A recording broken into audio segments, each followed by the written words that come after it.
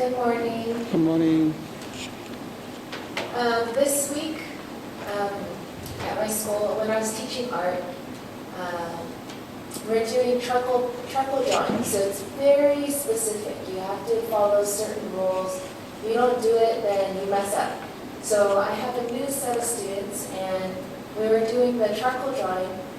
And I have 6 students, but a lot of them have taken art before. So I was like, okay, good, they'll know what to do.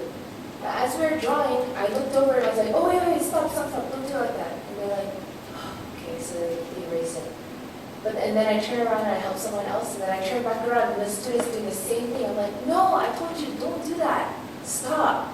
And then they're like, oh, God, why didn't you just tell me? I was like, I told you the first time. I'm like, okay. I'm like, erase it. I'm like, okay, so erase it.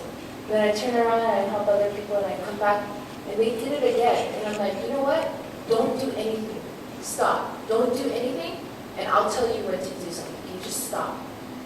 So after that happened, I was like, how come they never listen to me? How come my students just keep going and they don't listen? Well, in that moment, I was reminded of myself.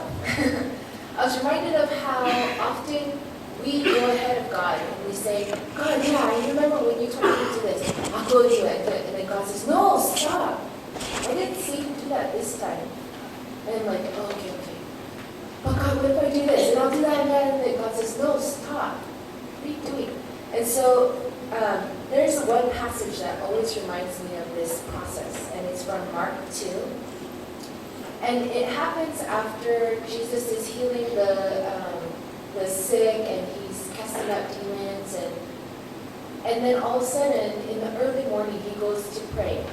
And then as he's praying, the disciples come and they run. And it's like, Jesus, everybody's looking for you. Where were you? We have to go. And then Jesus says, no. We're going to go on to the other villages. For I have to preach, and that's what I came to do. And whenever I see that, I'm like, oh yeah, I forgot. Because Jesus understood what it meant to listen to God. He understood what it meant to come before God and let go of all the things that he felt he needed to do and say, okay, God, you tell me what to do. God never had to go, stop, Jesus, no, don't do that.